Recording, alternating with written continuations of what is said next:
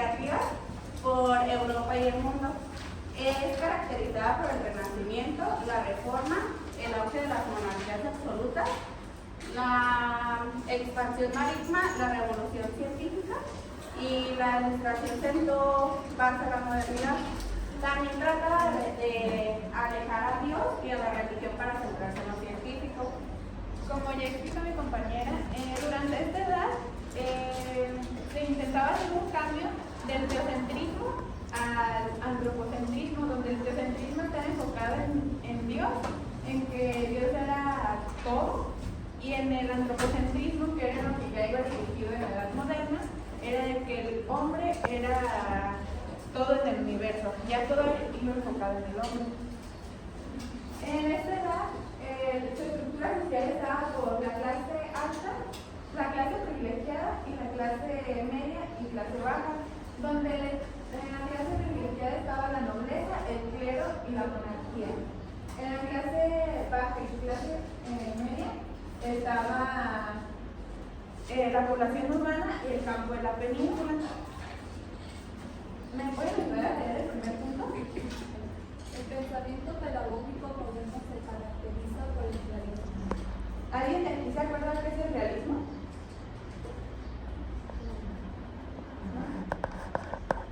En esta edad, en el realismo,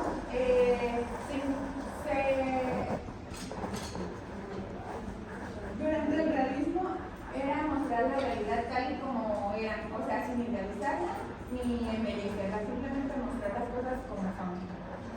¿Alguien me puede dar el segundo punto? Los siglos XVI y XVII presenciaron la ascensión de una nueva y poderosa clase que se oponía en el modo de producción feudal. El feudalismo estaba constituido por los feudales y los siervos, donde los feudales eran los que pertenecían a la iglesia y los siervos los que no pertenecían. ¿Cómo obtenían su riqueza los feudales? Pues la obtenían en base a los siervos, donde los siervos tenían que entregar parte de sus ingresos y pues de esa manera era obtenido. En esta edad ya se estaban oponiendo a eso y eso nos lleva al tercer punto. Este estrato de la sociedad incluyó, modificó y concentró nuevos medios de producción. Como ya se oponían al feudalismo, estaban intentando hacer nuevos medios, que era la agricultura, el capitalismo, una mayor influencia en la burguesía y un aumento de las relaciones comerciales. Bueno, pues ahora en la comparación de las materias, en la Edad Media existía la gramática, retórica, lógica, matemáticas, astronomía, música y geometría. En la Edad Moderna, las matemáticas, astronomía, ciencias físicas, geografía, medicina y biología.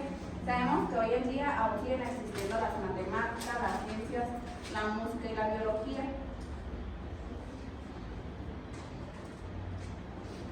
Durante esta edad hubieron grandes descubrimientos, como el de Giordano Bruno de 1548 a 1600, que desarrolló la astronomía. Galileo Galilei construyó un telescopio y descubrió los satélites de Júpiter y la ley de la caída de los cuerpos. William Harvey constató la circulación de la sangre. Francis Bacon creó el método inductivo de investigación y René Descartes, padre del racionalismo, escribió el discurso del método. René, durante su vida, se preguntó si la verdad realmente era la verdad. Y en su libro desarrolló la teoría de la verdad, que es a lo que voy en un momento.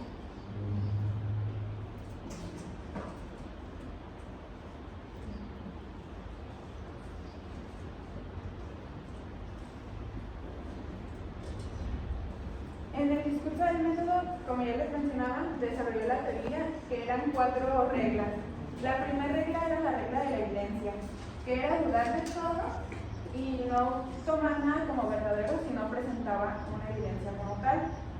La segunda regla era la del análisis, dividir las dificultades en tantas partes sea posible para llegar a la más simple.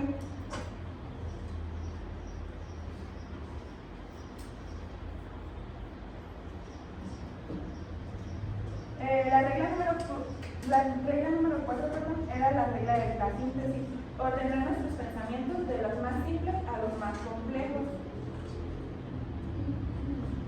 Y la regla número 4, que era la de la enumeración, que era revisar todos los pasos para verificar que ningún paso había sido omitido.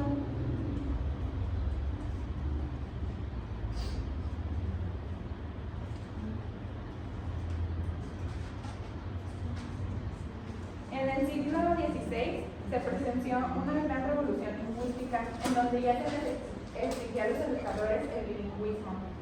Del año 1592 a 1650, Amos Comenius escribió la Didáctica Magna, donde decía que debíamos enseñar todo a todos. En lugar de enseñar las palabras sobre las cosas, Comenius decía, la escuela debe enseñar el conocimiento de las cosas. John Locke decía que de qué servía el latín para los hombres que van a trabajar en las fábricas, y él combatió el innatismo anteponiendo la idea de que nada existe en nuestra mente que no tenga origen de los sentidos.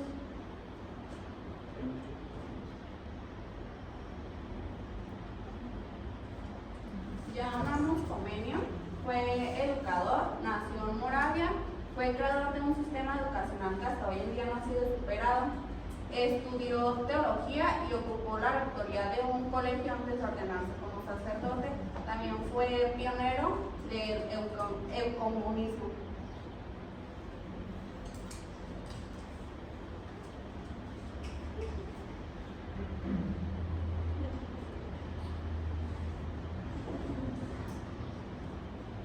Comenius fue considerado como el gran educador y pedagogo moderno y uno de los mayores formadores sociales de su época. Fue el primero en proponer un sistema articulado de la enseñanza sin distinciones. Él pensaba que la educación debía ser permanente ya que nunca termina, porque siempre estamos siendo hombres, por lo tanto siempre estamos en constante aprendizaje.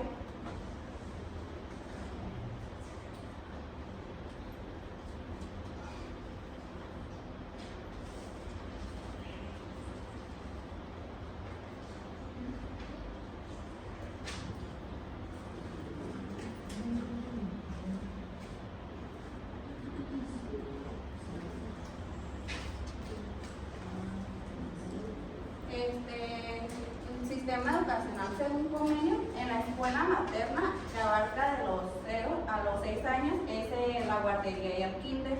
En la escuela elemental, que es de 6 a 12 años, es la primaria.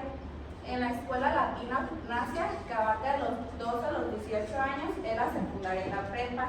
La academia es de 18 en adelante.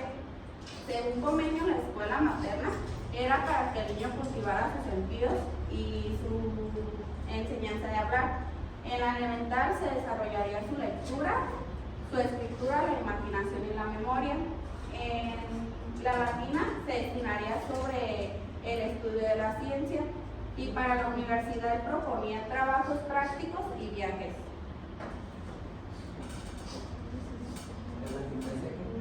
¿Vamos? En la gimnasia se trabajaba la lectura, escritura y la imaginación. Sobre el estudio de la ciencia, perdón. Comenius es la primera persona en utilizar un plan de estudios. Se define como plan de estudios todos los temas que se van a trabajar en cierto periodo escolar, que hasta hoy en día siguen en marcha. Él no toleraba los castigos físicos ni los regaños. Para él la forma adecuada de educar era con amor y cariño.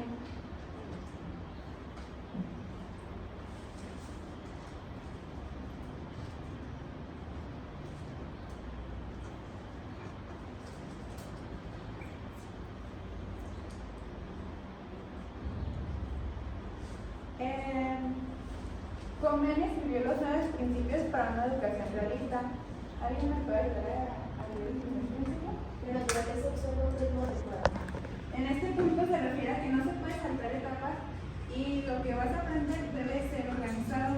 Un niño de kinder no puede aprender lo que un niño de secundaria o un niño más grande. Todo tiene que llevar un orden para poder formar al niño. La naturaleza prepara el material Este se refiere a que todo lleva un orden. Por ejemplo, si vas a aprender a leer, no vas a agarrar nada más un libro y pues ponerte a leer. No, antes de esto tienes que llevar un proceso que es conocer las letras, las vocales, aprender a formar sílabas, y ahora sí, ya después comenzar a formar oraciones y cosas así. Mía, ¿me puedes ayudar a leer esta sección? La naturaleza escoge un objeto adecuado sobre el cual actuará, o primero somete uno de ellos a un tratamiento apropiado para convertirlo en adecuado.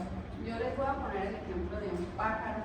Un pájaro no coloca ningún otro objeto que no sea un huevo. Si cae una piedra sumida, él lo saca por no ser útil. ¿Me ayudan a leer el cuarto, por favor? La naturaleza no es confusa en sus operaciones, pero en su progreso avanza de forma diferente de un mundo a otro. Cuando tenemos muchas cosas que hacer, nuestra mente no se concentra en hacerlas todas. Por eso mismo tenemos que llevar un orden en hacer las cosas.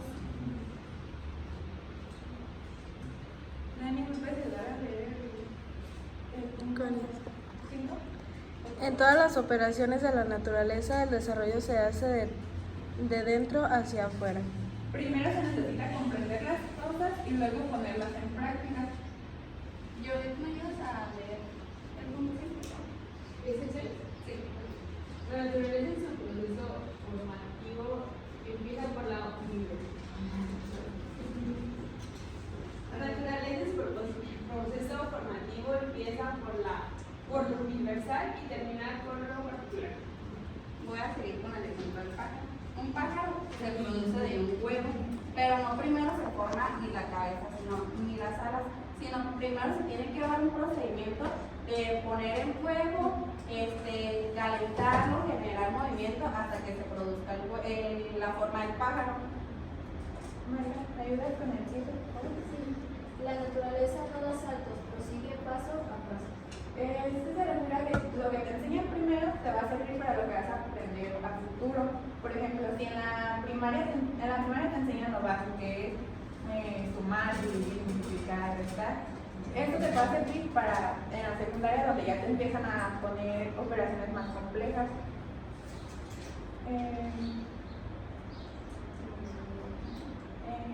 ¿Me ayudas con el 8? Sí, por favor. La naturaleza empieza cualquier cosa no la abandona hasta que la operación queda completa. Este se refiere a que todo aquel que es enviado a la escuela debe mantenerse en ella hasta convertirse en alguien formado. Ryan, ¿me ayudas a leer el 9? La naturaleza evita cuidadosamente los obstáculos y las cosas que tengan probabilidad de causar daño. Seguiré con el del pájaro. Cuando un pájaro está encollando fuegos, no permite que ni el viento, ni el granizo, ni la lluvia, mucho menos las aves, se acerquen, ya que podrían causarle daño. Bien, con esto concluimos nuestra presentación. ¿Alguna duda que tengan? ¿Cómo lo explicaron? Que, por ejemplo, ya que empiezas tu proceso de ir a la escuela, pues se supone que lo que tienes que hacer es concluir siendo una persona formada, no simplemente pues terminar tu carrera y ya, sino formada de valores, principios, intelectuales. ¿Otra pregunta? Gracias, gracias.